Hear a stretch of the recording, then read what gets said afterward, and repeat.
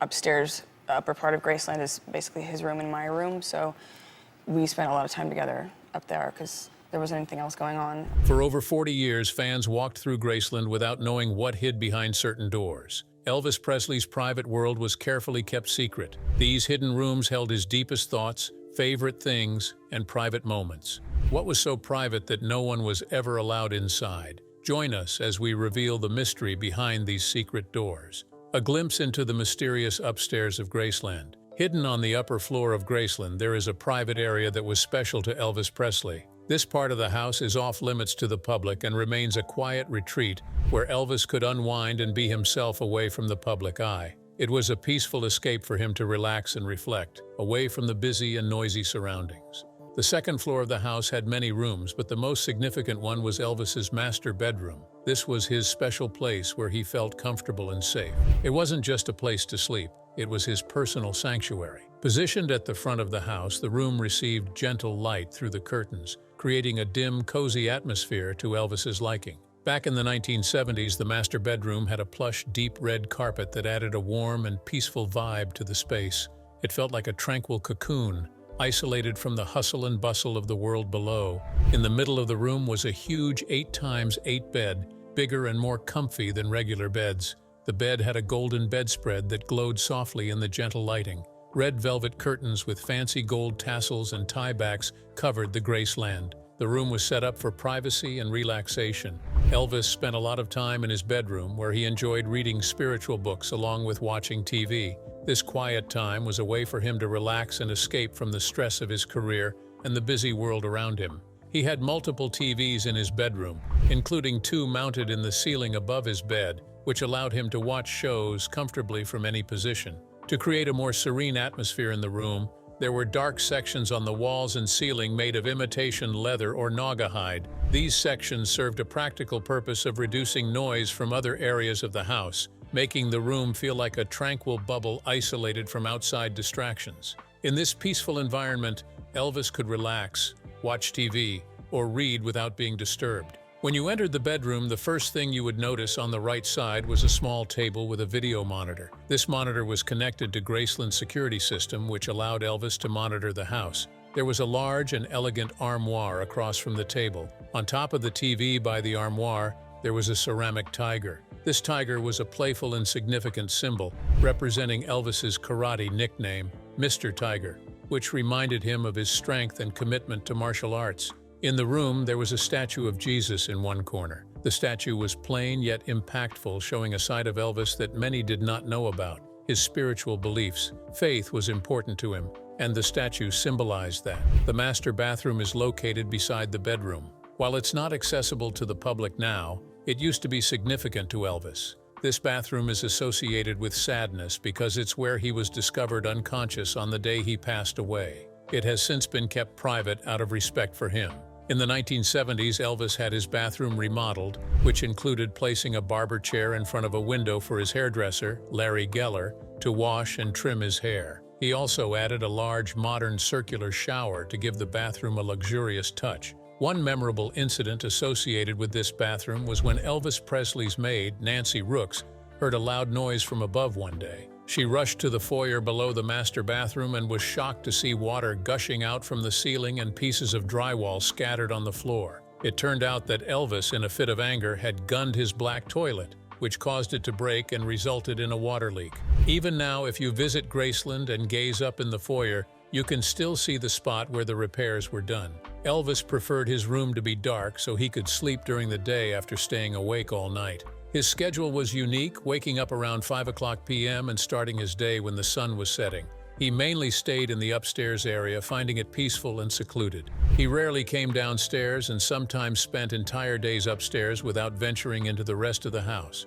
In the 1970s, Elvis Presley's girlfriend, Linda Thompson, spent a great deal of time with him in the upstairs area of Graceland. They would retreat there to be alone and enjoy each other's company. They watched TV shows, shared laughter, and relaxed. Elvis had a fondness for comedy, especially enjoying the witty sketches of Monty Python and the comedic performances of Peter Sellers. These shows brought him joy, and helped him feel content in his private retreat. The rooms on the upper floor of Graceland were not extravagant like many people might think. They were comfortable, cozy, and serene. Each object, color, and piece of furniture revealed a different aspect of Elvis's true self when he was alone.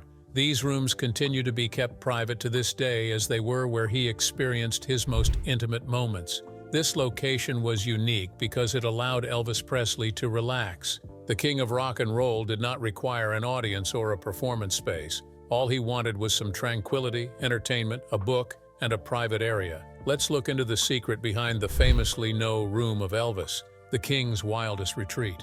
Elvis Presley had a lot of rooms in his mansion, Graceland, but one room stood out to him the most: the den. He did not give it a fancy name or try to make it seem more grand than it was. To him, it was just a comfortable place to relax. However, to his fans, it became something special. This same room is now famously known as the Jungle Room and is one of the most iconic spots in Elvis's Memphis home. When Elvis originally purchased Graceland, there was no special room like the one added in 1965. This new room was quite spacious, measuring approximately 14 by 40 feet, and was constructed on the back of the house on the eastern side. It wasn't just any ordinary room, it quickly became the center of Elvis's daily activities. He would spend countless hours there, unwinding and having quality time with his nearest and dearest. This space allowed him to relax and be himself in a private setting, away from the demands of being famous and constantly in the public eye. The room became well known not because of Elvis, but because of a journalist. In 1982, 5 years after Elvis passed away, Graceland opened to visitors, and the media started to investigate the home. A journalist noticed the unusual furniture and the waterfall designed to look like nature, and started referring to it as the Jungle Room. The name caught on quickly, and fans loved it. Why did the room feel like a jungle? The furniture resembled that of a tropical getaway. It had bright colors, intricately carved wooden chairs, green shag carpets, and decorations with animal themes. The stone waterfall on the north wall was a standout feature, made of cut field stone and creating a natural and wild ambiance in the room.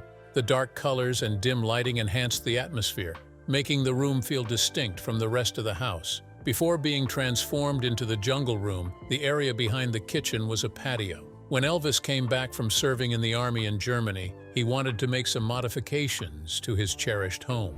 He had various ideas, such as constructing a fancy two-story aluminum building for offices and a recording area. However, he decided on something more straightforward. He converted the patio into a screened porch, and by 1965 it was fully enclosed. Initially, the room was not very fancy. Elvis's father, Vernon Presley, decorated it with furniture from Sears, including round tables with chrome legs and black tops reminiscent of a diner. Leather couches and a spacious chair for Elvis were also included in the room, all in light-colored leather. Despite its simplicity, the room was practical and well-organized. Over time, the room was changed into the way fans recognize it now. The curtains kept the room dimly lit at all times, creating a cozy atmosphere for socializing regardless of the time of day. Elvis and his friends could unwind without thinking about what was happening outside. A significant feature of the room was the big color set, one of 14 in Graceland. Elvis enjoyed watching TV, and he did not hold back on spending money to have one in almost every room.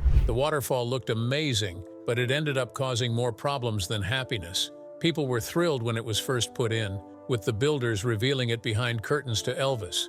However, issues began to arise shortly after. The waterfall had leaks that would lead to flooding in the room and even the backyard. Priscilla, Elvis's former wife, noted that the feature never functioned properly. Eventually, a more experienced person had to come in to repair it. Even though it had difficulties, the Jungle Room transformed from a relaxation spot into a recording studio. During 1976, Elvis stopped going to traditional recording studios and had RCA bring mobile equipment to his home instead. In February and October of that year, Elvis recorded 16 emotional and personal songs inside the Jungle Room. Some of Elvis's closest musical collaborators, like guitarist James Burton and bassist Jerry Sheff, joined him in the recording studio. The producer, Felton Jarvis, oversaw the sessions, which resulted in some of Elvis's most emotional and heartfelt songs. These songs were featured on 2 of his last albums, From Elvis Presley Boulevard, Memphis, Tennessee, and Moody Blue. The music produced in the Jungle Room had a distinct sound that was not polished, but authentic. Elvis sang with emotion from the heart, making listeners feel connected. Some songs, such as Solitaire and Danny Boy, showed his pain and vulnerability. Other songs, like Way Down and Moody Blue, brought energy and excitement to the music. The recordings were special because they sounded very natural. The alternate takes from those sessions, found on albums like The Jungle Room Sessions and Way Down in the Jungle Room, reveal a different side of Elvis. He is seen laughing, cursing, and improvising with the lyrics. These versions have a sense of freedom that is lacking in the more polished studio recordings. One song called The Last Farewell might seem too dramatic in its original version, but it is very touching in its different version. Other songs like I'll Never Fall in Love Again, Blue Eyes Crying in the Rain, and She Thinks I Still Care have a stronger impact when the heavy production is removed. These songs were Elvis's final moments as a recording artist, and they truly captured his spirit unlike any other songs. The Jungle Room at Graceland is now a popular attraction, drawing in many fans. People visit not just to see the unique furniture and waterfall, but to feel connected to Elvis. Could this be the reason behind the room being only for the private eye? Let's find out. Secrets from inside Graceland. Graceland has many tales to tell. The iconic white columns, musical note gates, and luxurious rooms seen on the guided tour are just a small part of the story. Beyond the public eye and flashy cameras, there were private rooms filled with the real Elvis Presley, his true self, daily routines, and peaceful moments. These hidden spaces were not made to impress anyone, but were instead designed for tranquility, solitude, and relaxation. Some were for creativity, while others were simply cozy nooks where Elvis could unwind. These secret rooms offer a glimpse into a side of the rock and roll legend that fans rarely have the opportunity to witness. Next to where Elvis slept was his personal office. It wasn't like a typical workplace with cold colors and stiff furniture. The office had the same cozy red carpet as his bedroom. A large built-in couch with red drapes behind it took up one wall of the office, giving it a warm and welcoming vibe. The room felt more like a comfy lounge than a formal office. In front of the couch, there was a desk given as a gift from RCA. This special desk wasn't just for writing or signing papers. It had a small TV and radio built right into it. This allowed Elvis to keep up with the news, listen to music, or watch TV while taking care of business. On the other side of the desk was an organ that Elvis could play to fill the room with music whenever he liked. Above the organ, mounted on the wall, was a rack for holding guns. The combination of music and firearms may seem strange, but for Elvis, it demonstrated his diverse interests and the unique environment he created for himself. Elvis eventually decided he did not want the huge couch in his office anymore. This couch was special because it was custom-made when he first moved into Graceland and was almost 10 feet long. It was a part of the room built right in. However, removing it proved to be difficult because the couch was too big to fit through the doorways and couldn't be carried down the stairs due to narrow landings and tight corners. Elvis's father, Vernon Presley, had to make a bold move and cut the couch in half with a chainsaw. The original plan was to move both halves to the basement's pool room, but that never happened. Instead, the pieces were given away. A housekeeper named Nancy Rooks took one half and another housekeeper received the other. One of the hidden spaces that fans don't get to see on the Graceland tour is Elvis's wardrobe room. Initially a bedroom, Elvis transformed it into a huge closet to accommodate his expanding collection of clothes. During the 1970s, Elvis bought a unique white bed made of fake fur for this room. The bed had a canopy with a built-in television and stereo system, allowing Elvis to relax and enjoy his favorite music or shows without getting up from his cozy bed. The main focus of this room was on providing comfort and convenience for Elvis. Another hidden part of Graceland, possibly the most mysterious, is located in the racquetball building behind the mansion. Most fans visiting Graceland only get to see the first floor of this building, where the racquetball court is. Elvis had this building built in 1975, and it was one of his favorite places for fun and relaxation. On the lower level, there is a bar, a pinball machine, and a lounge area with chairs and sofas. Additionally, there is an upright piano in the room. That piano holds a significant piece of history, as it was where Elvis played music just hours before he passed away. Many people are unaware that there is an entire second floor above the court. This upper level is not accessible to the public due to safety and crowding concerns from tours. However, if fans were able to see it, they would discover one of the most exclusive and lavish areas of Elvis's life. The upper floor of the racquetball building had a bathroom and dressing room for Elvis's friends so they could freshen up or unwind after playing. There was also a balcony for watching games below. Elvis went further by designing a private suite just for himself upstairs, showcasing his style and preference for luxury. This luxurious bathroom suite had it all. It had a spacious walk-in closet for his clothes. Plus, there was a jacuzzi whirlpool tub for relaxing baths. Also, there was a steam bath and a multi-head shower that felt like a spa. The walls were adorned with beautiful blue mosaic tiles, and all the fixtures were gold-plated. It wasn't about being showy, just creating a relaxing space for Elvis. Elvis had his private bathroom connected to a lounge area where he could relax and receive massages for his aches. The room also had a wet bar for him to enjoy drinks without having to leave. He had everything he wanted for peaceful moments right at his fingertips. Elvis had a covered walkway built in the 1970s to connect his mansion to the racquetball building. It wasn't just a narrow path. It was fully sheltered with a canopy so he wouldn't get wet if it was raining. Elvis loved racquetball and wanted to be able to play regardless of the weather. Before Elvis Presley's Memphis opened in 2017, the racquetball court housed Elvis's awards and jumpsuits for visitors to see. These items are now in the newer complex for better viewing. The court held memories and history for many years. Graceland is full of stories, with the most heartwarming ones usually hidden in the rooms not open to the public. These private areas provide insight into Elvis that his concerts and records cannot. They were spaces where he found solace, joy, relaxation, and inspiration. In these secret rooms, Elvis was more than just a celebrity. He was a person seeking tranquility in his realm. The Jungle Room heartbreak and final songs. Graceland was more than just a home for Elvis Presley, it was his safe haven, a place where he could be himself and escape from the world. However, by the early 1970s, even this cherished retreat was showing signs of wear and tear, both physically and emotionally. One Christmas night in 1971, an unexpected incident occurred that symbolized the turmoil in Elvis's personal life. During a holiday party, Elvis and Priscilla were arguing when a small fire broke out in the home. The fire was caused by a faulty waterfall feature that had been repaired previously but still malfunctioned, sparking flames. Vernon Presley, Elvis's dad, acted quickly. He grabbed a sledgehammer and started breaking through the wall in a panic. He was desperate to get to the wiring before the entire house went up in flames. It was a chaotic moment, and even though Elvis was stressed, he found it oddly entertaining. To him, it was the most thrilling part of a rather sad Christmas. That vacation wasn't very happy. 5 years ago, Elvis asked Priscilla to marry him, but now their marriage was falling apart. The house was filled with tension, and by February 1972, they would be getting a divorce. The strong love they once had was gone. Elvis found no comfort in his den, as it held only painful memories. One of the things that reminded them of happier times was a music box shaped like a cigarette case on the table. It was given to them by Priscilla during their first Christmas at Graceland in 1962. When it was opened, it played Elvis's song, Surrender. On the bar, there was a tray with a picture from their wedding day etched into it. These items used to bring them joy, but now they are just reminders of the past that make them sad. In 1972, a new era started at Graceland when Elvis's girlfriend, Linda Thompson, moved in. Her presence led to a lot of redecorating.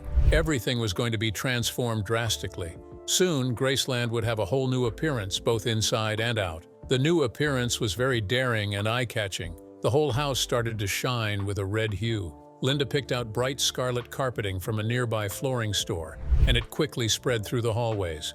Red velvet curtains with gold tassels hung on the walls and doorways. The classic columns were now hidden.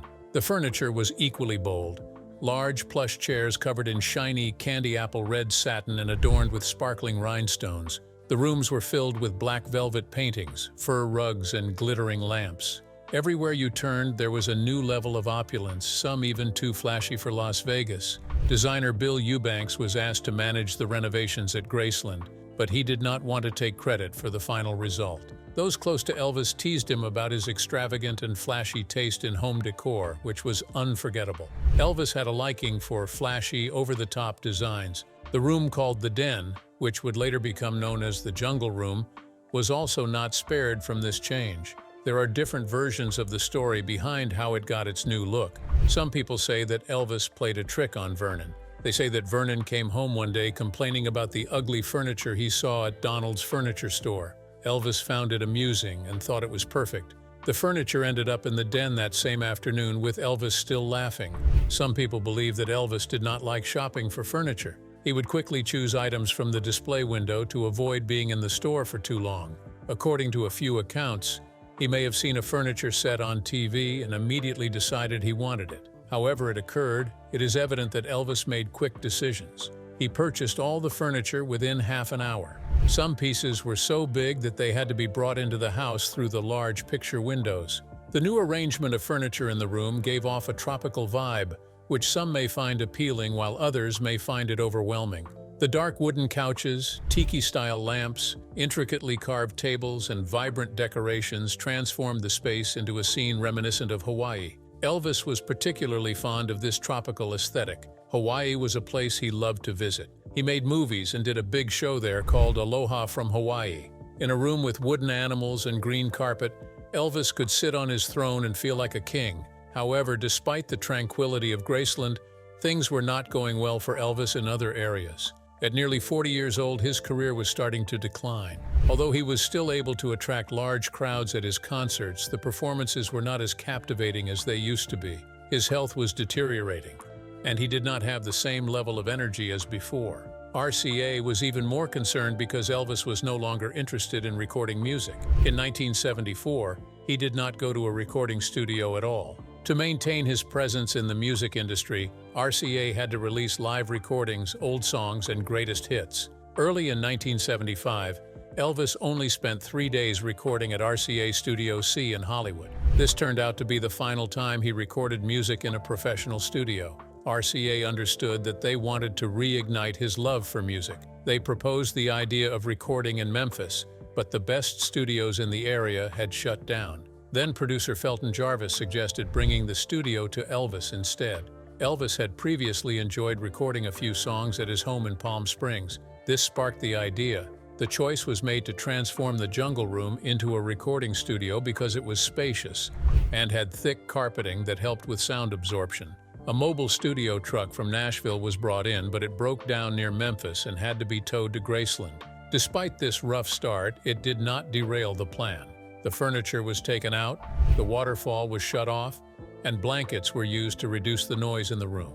The Jungle Room was transformed into a recording studio on February 2, 1976. With no separate rooms or vocal booths, all the musicians had to crowd together. This setup was preferred by Elvis as he liked being near the music and the people creating it. They worked on recording together for 6 nights in a row. The recording sessions started at 9 p.m., but Elvis typically arrived around midnight. They would begin by singing gospel songs as a warm-up, then continue working late into the night. Felton and his team observed everything from a camera set up outside in the truck. Elvis sang near the kitchen, with a colored light bulb that changed to match the mood of each song. Even though they were in the comfort of their home, the songs they recorded were among the saddest of Elvis's career. The first song they worked on was called Bitter They Are, Harder They Fall. Other songs they recorded included She Still Thinks I Care and Solitaire. These songs did not have a happy tone. In between recording sessions, Elvis would frequently retreat to his room upstairs. He would engage in conversations about spiritual topics or show off his collection of police badges. Sometimes he would talk about his experiences catching dose dealers in Memphis. It seemed like he would do anything to distract himself from thinking too much about the music. He appeared to be far away. His connection with Linda Thompson was deteriorating. They would eventually split up that year. When you listen to the tapes, you can hear the sadness in his voice. He was a man overwhelmed with sorrow, attempting to express it in his music. There were also happy moments during the recording session. Elvis cheered up when he sang the upbeat song For the Heart on the 4th night. This was followed by the emotional ballad Hurt, which he sang with so much power and feeling that it showed his talent at its peak. This performance of Hurt was not only one of the session's highlights, but also one of the best moments in Elvis's career during the 1970s. Unfortunately, the excitement did not last long. Elvis did not show up to record on February 8, so the band waited for a while before going home. Despite this, RCA had enough material to release an album. From Elvis Presley Boulevard, Memphis, Tennessee was released in May and quickly reached the top of the country charts. Elvis had a great time during the recording sessions in the Jungle Room and considered making it a permanent studio. However, this idea never came to fruition. He went back to record there for 2 more nights in October 1976, but only 4 songs were finished. Elvis then canceled the remaining recordings. Linda had left him, and his former bodyguards were writing a book about his personal life, which made him feel stressed and anxious. He said sorry to the musicians and then went upstairs. He decided not to record anymore. What do you think about Melvis's secret room? Let us know in the comments. If you enjoyed this video, like, share, and subscribe to this channel for more celebrity gist. Before you go, watch the other videos on your screen.